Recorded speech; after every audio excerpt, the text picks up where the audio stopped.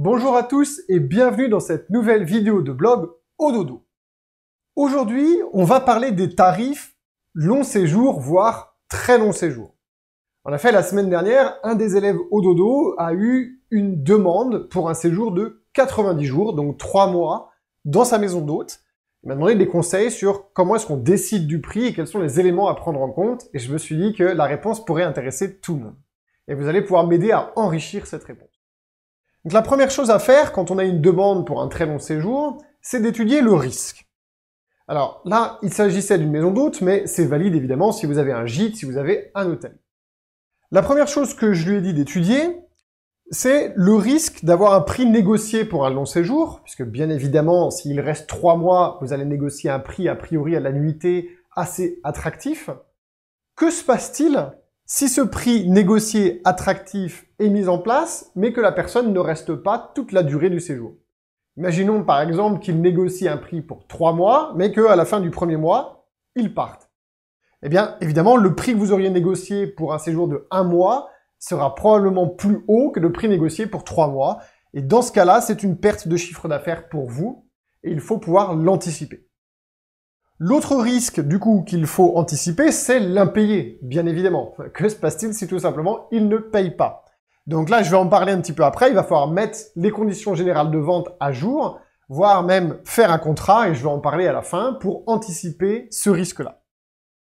Il y a un autre risque, c'est la cohabitation. Alors, dans les petits hôtels indépendants, comme dans les maisons d'hôtes, si vous avez quelqu'un pendant 3 mois, et que vous avez affaire à un indélicat, voire même à quelqu'un de très foncièrement désagréable, la cohabitation peut être problématique. Donc si vous êtes engagé sur 3 mois et que ça se passe mal, ben, il va falloir pendant 3 mois prendre sur vous alors que vous avez quelqu'un qui est indésirable chez vous.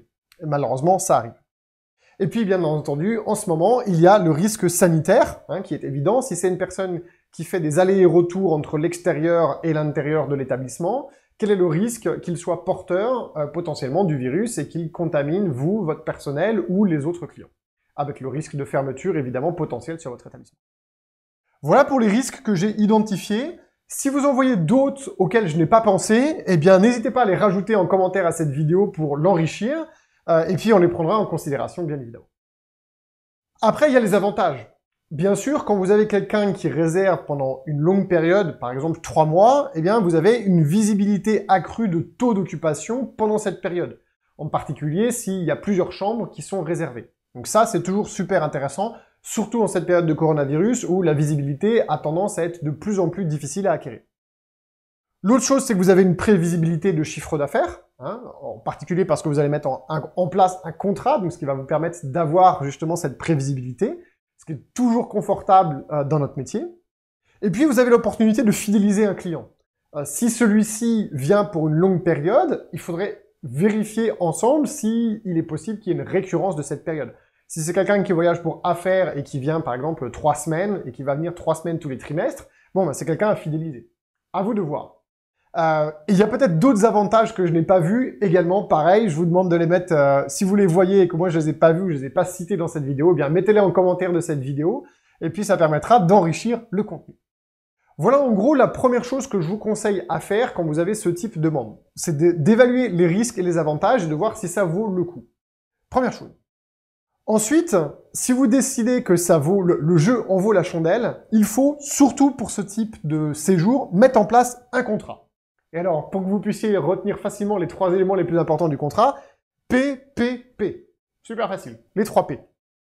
Donc, le premier élément du contrat à négocier, bien évidemment, c'est le prix. Hop, je vais le mettre là. Et oui, bien sûr, vous allez négocier un prix. Et alors ça, pour la négociation du prix, il y a plein de techniques, il y a plein de choses à prendre en compte. Je ne vais pas développer ça dans cette vidéo, mais si vous avez des questions, mettez-les en commentaire de la vidéo et puis j'y répondrai. Ensuite, il y a la périodicité des paiements. Je vais mettre période. Puisque si quelqu'un reste 3 mois, vous n'allez certainement pas attendre la fin des 3 mois pour vous faire payer. Sinon, vous avez un gros risque d'impayé, et ça, on ne peut pas l'admettre. Donc, il va falloir définir dans votre contrat la périodicité avec laquelle la personne va vous payer, et éventuellement, s'il y a des arts qui doivent être versés pour un séjour de cette longueur. Ça peut être, par exemple, des arts versés en début de séjour, qui sont soldés à la fin de la première semaine, et puis après, inversement, chaque semaine, un solde, en fait, chaque semaine, des réservations en fait du montant qu'il vous doit. Ne faites surtout pas la bêtise de prendre un long séjour sans art et sans avoir négocié la périodicité des paiements et de laisser courir une ardoise. Et puis si la personne disparaît dans la nature, eh bien malheureusement, eh bien ça sera à vous d'essuyer l'ardoise.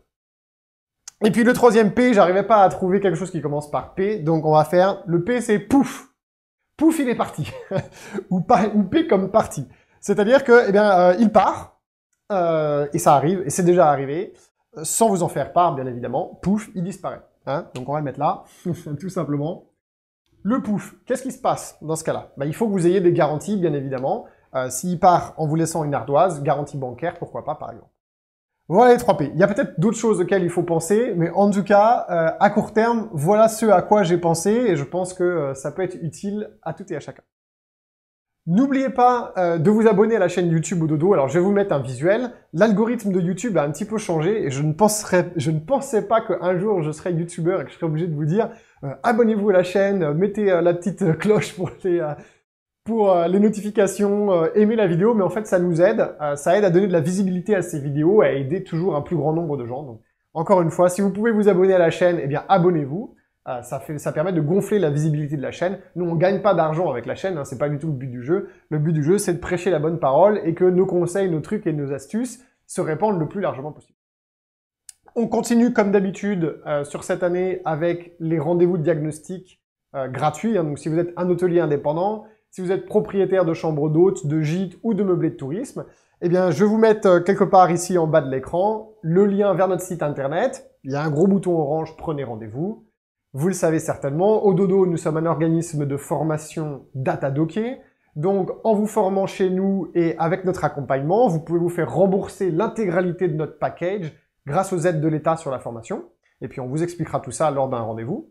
Et le but du jeu de ces rendez-vous, c'est de faire un audit, hein, vraiment un diagnostic de votre situation, en particulier de votre commercialisation.